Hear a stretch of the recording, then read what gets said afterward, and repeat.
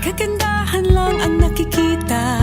Madali itong hanapin kung puso ang titingin. Sa pagbukas ng mga puso, Pagmamahal ay ibubuhos. Lahat ng mga hidwaan ngayong Pasko'y matatag. Hahawi ang mga ulap, pag-asa'y magliliwanag. ang pag-ibig ng Diyos. Sisinag sa lahat.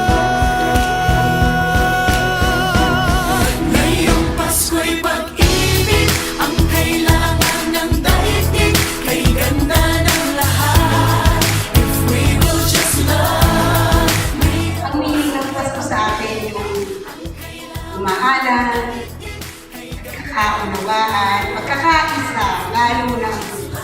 Kasi sila yung talagang naging love, love, love, love.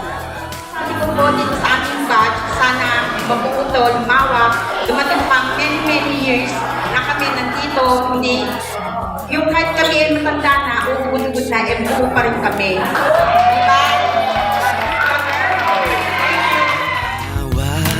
Sa paglapat ng mga palad, mga hari ang kabutihan. Ang mga biyaya ay Ating pagsasaluhan. Ang Pasko ay pagbibigayan ng mga sa'y magliliwanag.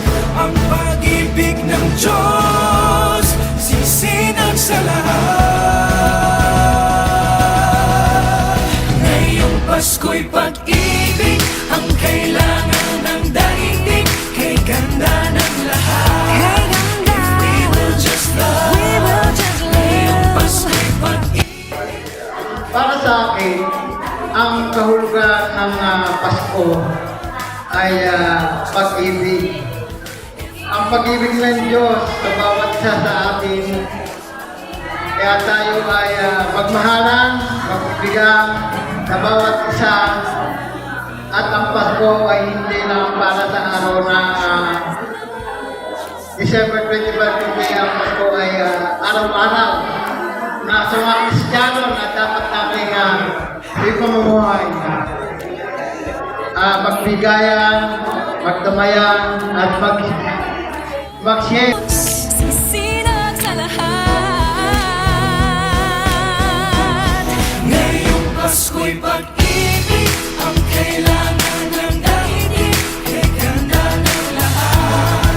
If we will just love.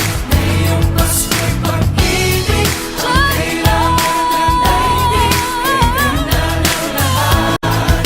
If we will just love. Ang kahulugan ng Pasko para sa lahat ay pagmamahalan, pagbibigayan, pag-uunawaan at pagtutulungan para ang year 2025 ay maging masagana mula January 1 hanggang sa susunod pang December. Maligayang Pasko sa inyong lahat. Yakapin mo at ibigin Sa bawat pamilya at buong bayan, patawirin na rin sa dagat at kalangitan. Ngayong Pasko'y pag-ibig ang kailangan ng daigdig. Kay ganda ng lahat, if we will just love.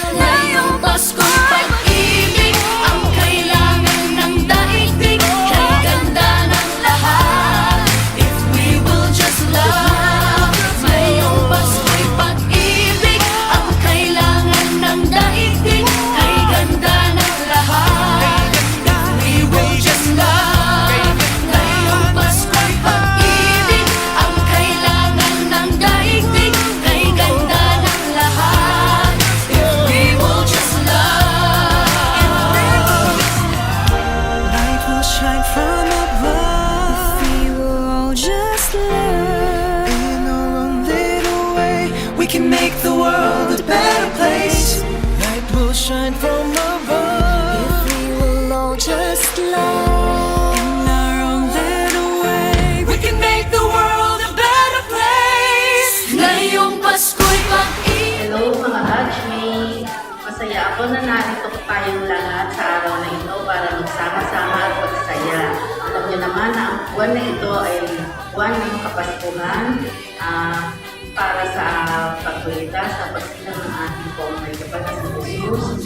Sana magsaya tayong lahat, good vibes lang lahat, mag-enjoy tayo. Merry Christmas, batch! Thank you! Ng lahat